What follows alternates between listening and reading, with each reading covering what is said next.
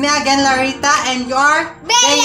And welcome back to our vlog! For today's video, we are going to speak in Nihongo, and later on, we are going to play 3 mystery puzzles to solve it from Sophia the First. Stay tuned and keep on watching.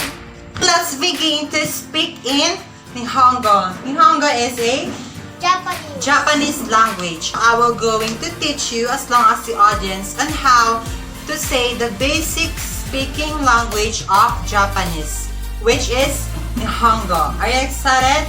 Yeah. Ohayo gozaimasu, meaning good morning. And now we are going to have a self-introduction. If I'm going to say that Nihongo language, then you should repeat it, okay?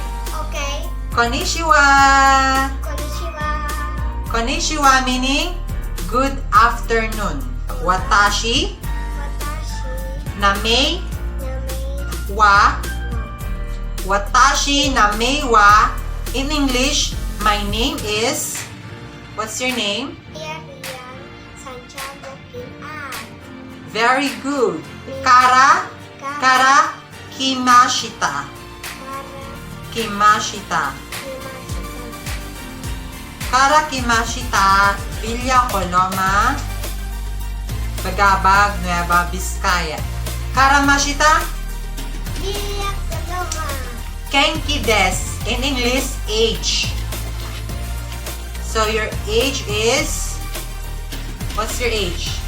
I'm 8 years old now. Hachi. Kenki des. Kenkides. Hachi. Hashi. Very good. Now, we are going to solve the 3 mystery puzzles from Sophia the First. Round 1.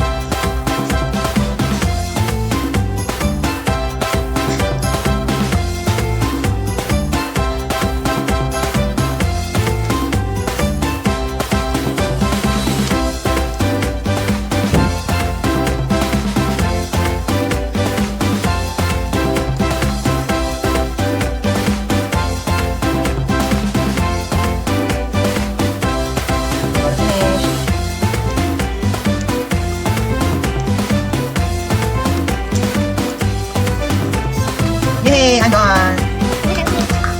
Sure.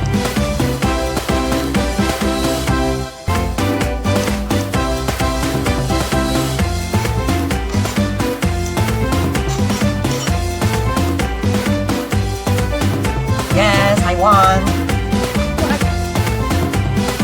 1-0. Go. Round 2.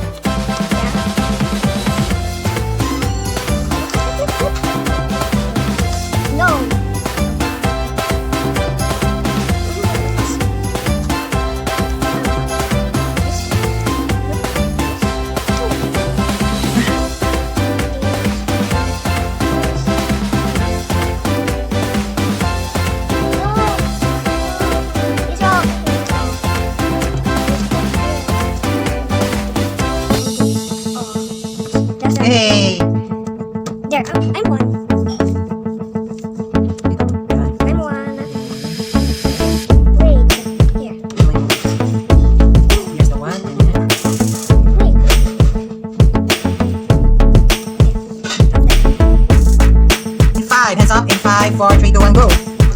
Round 3. All one.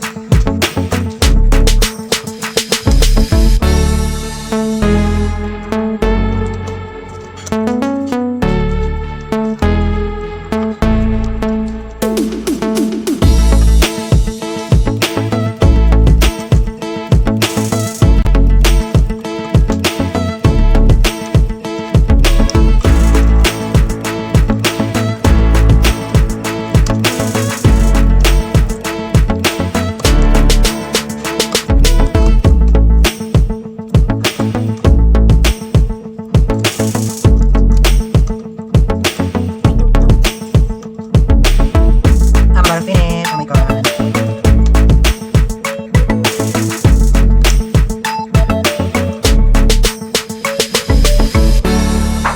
I'm about to finish. Yes. Last 2. Last one. Yay! I won. I won. Yes. I will help you. Go ahead. You can do it. You can do it. Go, Leah.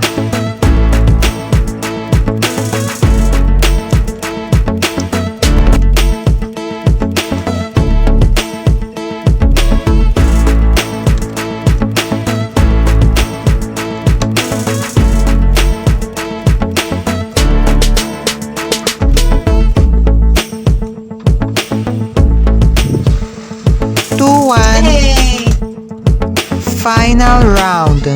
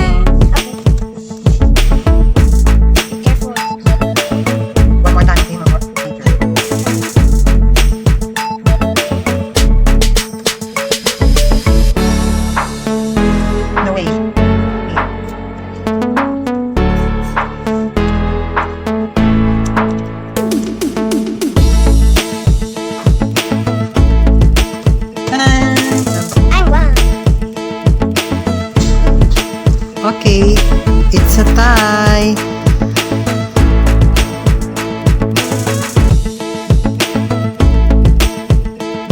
Me again, Larita. And Bea! And thank you for watching. For more updates, don't forget to click subscribe and hit the notification bell. Thank you for watching. Bye!